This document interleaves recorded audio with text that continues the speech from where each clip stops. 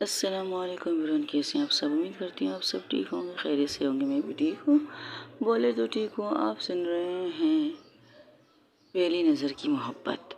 शुरू करने से पहले छुट्टी बहुत हो चुकी थी। हाँ, अभी भी रिकॉर्डिंग करने में थोड़ा टाइम लग रहा है, पर कमेंट्स कम आ रहे। चल कोई बात नहीं, आप लोगों की मर्ज़ी। चलिए स्टोरी की तरफ चलते हैं।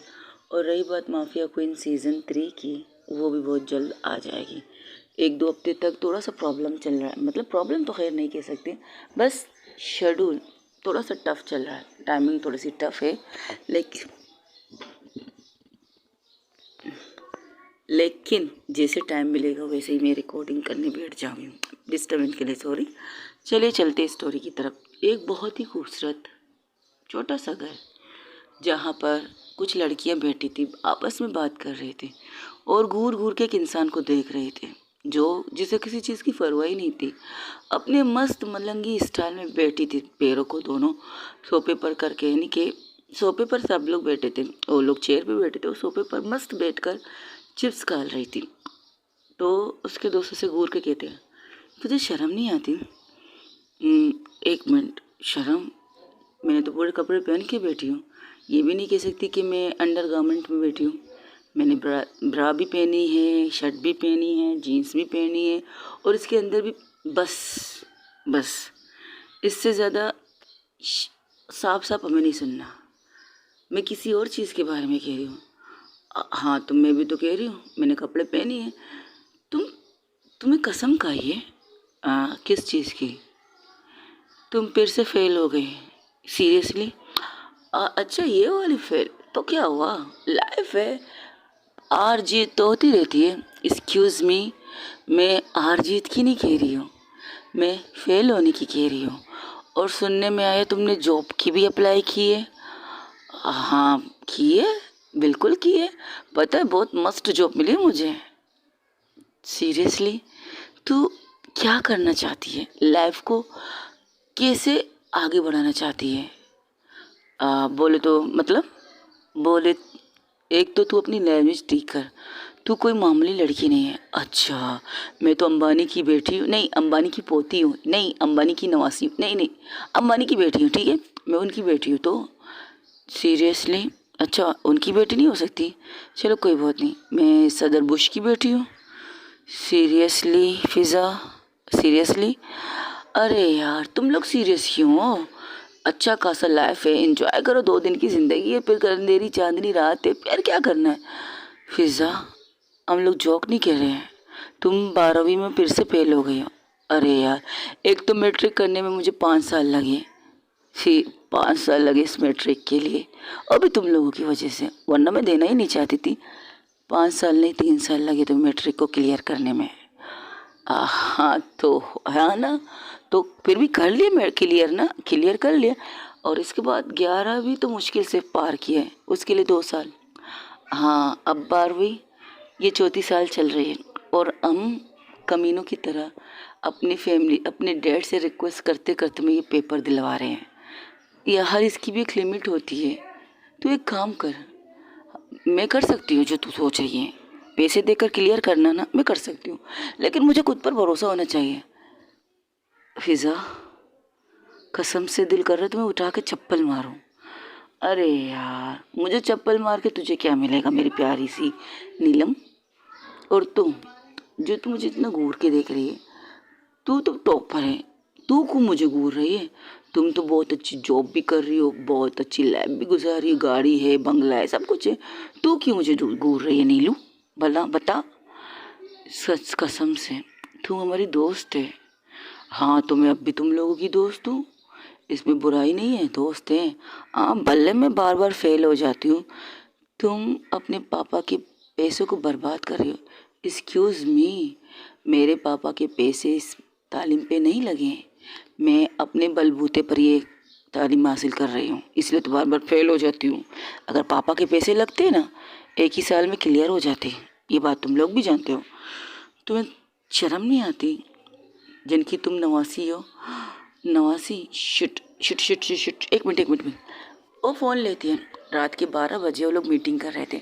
वो फ़ोन लेती है, वो फ़ोन लगाती है और जैसे ही पहले रिंग पर उसका कॉल उठाया जाता है और बहुत खुशी खुशी कहती, happy birthday to you, happy birthday dear sweet heart, happy birthday to you. My प्यारी खूबसूरत हॉटी नानी। बहुत जल्दी याद आ गया, 12 बज चुके हैं। I know. वो क्या है ना, मेरे दोस्त मेरा सरकार है, उनसे थोड़ा सी बातचीत चल रही है। लेकिन आप बताइए, आप कैसी हैं और आपके वो फैमिली मेम्बर कैसे हैं? तुम्हारे मॉम डैड? एक्सक्यूज़ मी, मेरी मॉम तो बचपन में ही मर गए। बचपन में नहीं कह सकती हूँ, बचपन भी तो जवानी चाहिए, ये वाली नहीं कह सकते। हाँ, मेरी मॉम मेरे 6 साल बाद मर गई थी। और अब जो लेडी मेरे डैड के घर में है, उनकी वाइफ है, मेरी मॉम नहीं। शायद तुम बोल रही हो उससे तुम्हारा कोई और भी रिश्ता है। वो भूल चुकी है तो मैं भी भूल चुकी हूँ। आप ये छोड़िए उनकी बातें। आपको आपका जन्मदिन बहुत बहुत मुबारक हो माई होल नानी एंड खूबसूरत नानी। वीडियो कॉल क्यों नहीं किया था? वीडियो कॉल करके क्या दिखाना? वैसे भी इस वक्त मैं अपने दोस्तों की कच कच कच कच सुन के पागल हो रही हूँ, फिर से फेल हो गई। हाय जिंदगी है नानी, हार जीत होती रहती है। एक्सक्यूज़ मी, हार जीत नहीं, पेपर में तुम फेल हो गई हो 3री दफ़ा। वापिस आ जाओ घर। नानी, घर से मैं तब निकली थी जब मैं छोटी बच्ची थी। अब तो माशाल्लाह से बड़ी हो चुकी हूँ, अपने पैरों पे खड़ी हो चुकी हूँ। वो बिल्कुल सोफे से खड़ी होकर दिखाती है। अच्छा, जैसे कि मैं तुम्हें देख रही हूँ। हाँ हाँ, ये बात तो सही कही आपने। वैसे बताइए आपको गिफ्ट क्या चाहिए? जिस दिन तुम मेरे घर आओगे उस दिन मेरा बेड़ा गिफ्ट होगा। ओ कम ऑन नानी, आप अच्छी तरह जानती हैं मैं उस घर में कदम रखूंगी नहीं। ये भी आप अच्छी तरह जानती हैं क्यों। रही बात आप लोग आपसे दूर रहने की, मेरी ख्वाहिश है। आप मुझसे मिलने तो आती रहती ना, एक ही शहर में रहते हैं, एक ही जगह रहते, तो टेंशन किस बात की? आज तुम्हारे पापा फिर से गुस्से में थे। ओको, मैं हुकुम, ओ खुद हुकुम, वो कब गुस्से में नहीं होते ये बताइए? वो तो मुझे पैदा करके ही गुस्सा थे, वो मुझे बड़ा करके ही गुस्सा है, ऐसा नहीं कहते हैं। वो तुमसे गुस्सा इसलिए क्योंकि तुम उनकी बात नहीं सुनती। अरे, उनकी बात सुनने के लिए उनकी सॉरी गाइस, उनकी बात सुनने के लिए उनके बच्चे तो है ना, उनके ओके कौन, मैं नाम भी भूल जाती हूँ कभी कभार। सीरियसली, तुम्हारे भाई बहन है? हाँ, तो मेरे भाई बहन है तो याद करने की ज़रूरत ही क्या है? उनकी फैमिली परफेक्ट है, मैं उनकी फैमिली में फिट नहीं रहती, इसलिए मैं दूर रहती हूँ। तुम्हें पता तुम किसकी नवासी हो? हाँ, मुझे पता है मैं किसकी नवासी और किन की पोती हूँ, मुझे सब पता है। पर मुझे अपनी लाइफ स्टाइल को उन लोगों के हिसाब से नहीं चलाना। मैं खुश हूँ अपनी इस लाइफ से। किसी दिन किसी से प्यार होगा ना तो पता चलेगा। प्यार बद्दुआ मत दीजिए, मुझे प्यार से नफरत है, क्या कर सकते हैं। लेकिन दोस्त भी यही कहते हैं, अगर जब मुझे किसी से प्यार होगा तो मुझे पता चलेगा। प्यार क्या चीज़ है मुझे नहीं पता और ना मैं जानना चाहती हूँ। मेरे लिए प्यार सिर्फ आप हैं, मेरे प्यारी सी नानी, उनकी स्वीट हार्ट, मेरी जान, मेरे जाने जिगर, मेरी जाने तमन्ना आप हैं, इससे ज़्यादा कोई होगी नहीं। और रही बात मेरी, आज मैं पार्टी करने वाली हूँ आपके बर्थडे की खुशी में, बाहर मत निकलना। देखिए नानी, आपको अच्छी तरह पता है आज मेरा रिजल्ट आया जिसमें मैं पूरी तरह से 2 नंबरों से पीछे हूँ। मतलब क्या है यार, इन लोगों को भी मुझे से प्रॉब्लम है। 2 नंबर दे कम कर दिए, अगर दे देते तो उनके बाप का क्या जाता? अगर तुम उन 2 नंबर को क्लियर करती तो तुम्हारा क्या जाता? तो आप ये कहती ना मेरे बाप का क्या जाता, मुझे अच्छा लगता।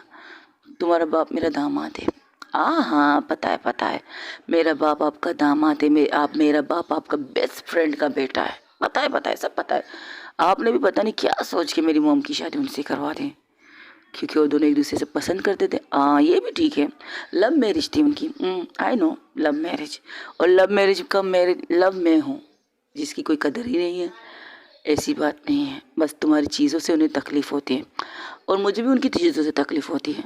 दस से चलिए छोड़िए, आपका केक आपके पास पहुंच चुका है। बस हैप्पी हैप्पी रहिएगा और अपने आप को संभालिएगा मेरे लिए। आजकल बीमार हूँ, आए हाय, बीमार हो आपके दुश्मन। आप बीमार नहीं हो सकती, आप मेरी नानी है, आप फ़िज़ा की नानी है। और फ़िज़ा की नानी बीमार बिल्कुल नहीं हो सकती। फ़िज़ा की गर्लफ्रेंड फ़िज़ा की बिल्कुल बीमार नहीं हो सकती। अपना ख्याल रखिएगा। Okay, bye bye bye, I love you, I love you, I love you, bye.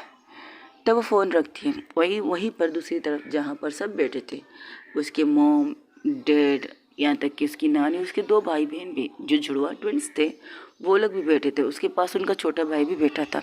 वो कहते दी का खोलता। उसने विश किया, वो नहीं आएंगी यहाँ पे, आपके बर्थडे के दिन कल पार्टी है। नहीं, वो नहीं आएंगी। तो उसके पापा कहते, आपने सुना उसने क्या कहा? तुम्हें भी तो पता है उसने क्या कहा। फिर क्यों के मुझसे पूछे? तो उससे कहिए वो यहाँ हाजिर क्लियर करने की जिम्मेदारी मेरी है। वो आएगी नहीं, वो अपनी चीज़ें खुद कर रही है, उसे करने दो। मम्मा ये गलत है। अच्छा, ये मेरी वो बेटी कह रही है जिसने उसके साथ बहुत ज़्यादा गलत पहले से किया है। मम्मा उस टाइम में गुस्से में थी। हाँ, गुस्सा कहते हैं हराम होता है, गुस्सा बुरा चीज़ होता है, लेकिन तुमने ये सोचा नहीं, तुम जिससे कर रही हो तुम्हारी जान हुआ करती थी एक टाइम पर, लेकिन जब तुम इस ज़िंदगी में घुसी तो तुम्हें उसके। मम्मा आपने भी तो ज़बरदस्ती की थी मेरे साथ। हाँ की थी। मैंने सोचा मेरी बेटी घर में रहेगी, मेरे आंखों के सामने रहेगी, जिस तरह मेरी पहली बेटी रह चुकी है, और मेरी नवासी भी मेरे आंखों के सामने पल कर बड़ी होगी। लेकिन मुझे नहीं पता था अपने गुस्से में, अपने नफ़रत में तुम उसे भूल जाओगी। जो एक वक्त तुम्हारी जान था वो अब भी मेरी जान है। वो जान उस दिन ख़त्म हो गया था जिस दिन तुमने उसे बहुत कस के थप्पड़ मारा था और उससे कहा था तुम मुझसे नफ़रत करती हो। उसकी वजह से तुम्हारी ज़िंदगी बर्बाद हुई है। यही कहा था ना तुमसे। मम्मा ये पुरानी बातें हैं। हाँ पुरानी बातें, लेकिन कभी कभार याद आती है बेटा। Anyway thank you so much मुझे बर्थडे विश करने के लिए। ये कह के उठ के अपने कमरे में जाने लगती, तब उसके नवासे आके उनके हाथ पकड़ के थे, हमारा क्या कसूर है? क्या आप भी दी की तरह हमसे नफ़रत करती हैं? तो वो उनके सर को सहला के कहती, नहीं तुम्हारी बहन तुमसे नफ़रत नहीं करती, बस गुस्सा है कुछ लोगों से। तुम लोगों से कभी गुस्सा हो नहीं सकती, याद रखना इस बात को। तुम हमसे मिलने क्यों नहीं आती? हम उनके लिए बुरे हैं? नहीं, तुम लोग बहुत अच्छे हो, इतने अच्छे हो एक दिन तुम लोग के पास खुद आ जाएगी, डोंट वरी। पर नानो बेटा, तो फिर आप मत जाइए ना, हम तो आपके बर्थडे विश करने आए थे, तो आप इस तरह जाएंगे, केक नहीं काटेंगे, तो हमें तो यही लगेगा ना आपको सिर्फ दूर से प्यार है, हमसे नहीं। उनका एक बेटा जो अखलाकी बात करता है तो उसके पास आके बैठ के कहता है, नहीं बिल्कुल भी नहीं, मुझे तुमसे भी बेतहाशा प्यार है, तुम सबसे बेतहाशा प्यार है। हाँ ये बात सच है, फिज़ा से सबसे ज़्यादा प्यार करती हूँ। उसके माथे से प्यार करके कहती है, तो ठीक है ना, उनकी खातिर बैठ जाइए, उन्होंने भी तो केक भेजा है आपके लिए, ये वाला केक पिंक कलर का। आपको पिंक कलर पसंद है? दीदी ने कहा है एक दफ़ा। अच्छा तुम्हें किसने कहा? वो जब कॉल करती है ना आंटी को, वहाँ पर एक टिकर जैसे कहते हैं ना लोग, घर को संभालने वाली लेडी होती है, वो उनकी तरफ इशारा करके कहती है।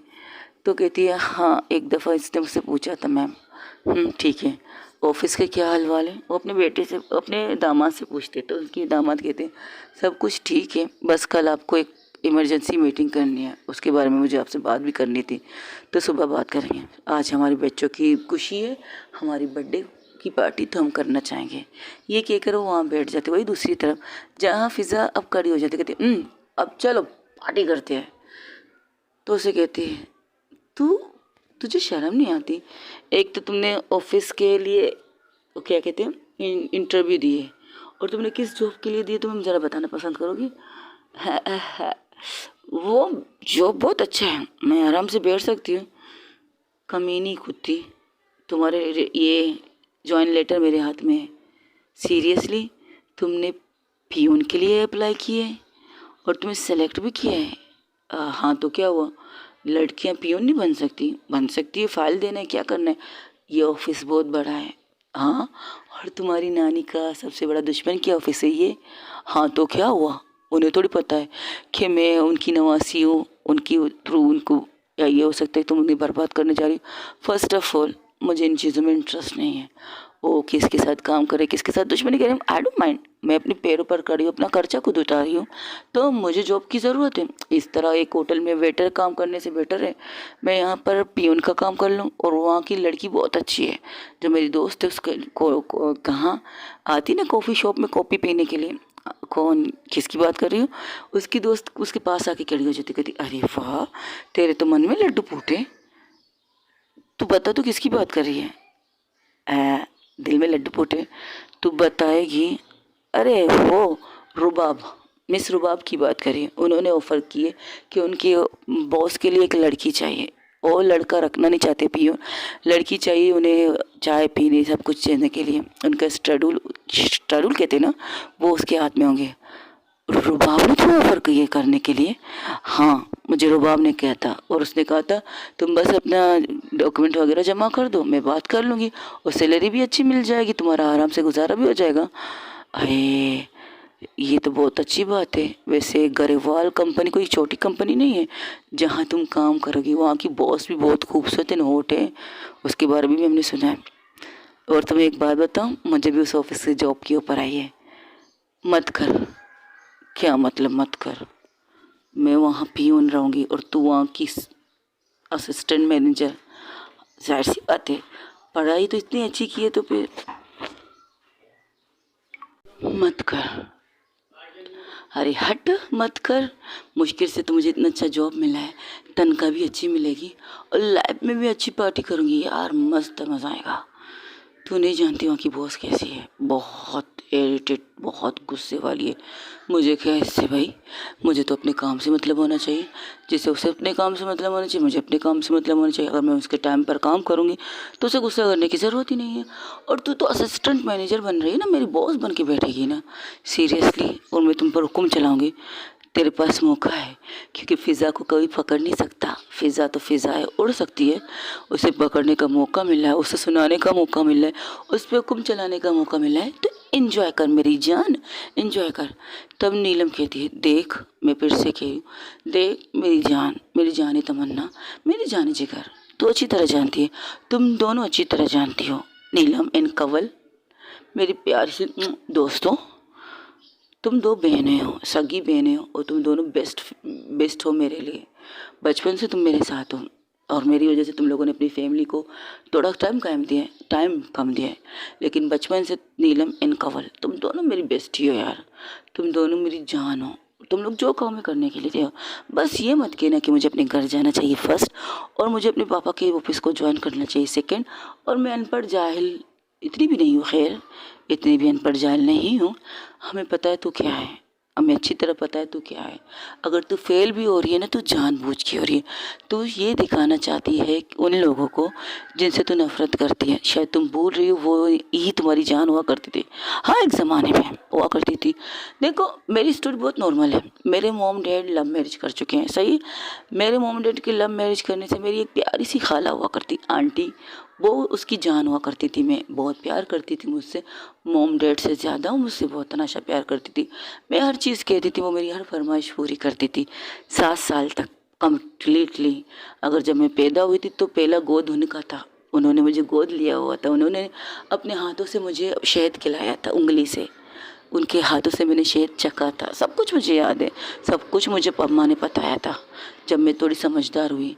बस एक छोटी सी मसला, मोम की बीमारी, उन्हें क्या ब्लड कैंसर था। ब्लड कैंसर की वजह से उन्हें हम सबको छोड़ के जाना पड़ा। उनके जाने के बाद पापा थोड़े से टूट गए थे, थोड़े क्या बहुत ज़्यादा टूट गए थे मेरे ख्याल से। और शराब पीने लगे थे, दोस्तों के साथ जुआ खेलने लगे थे।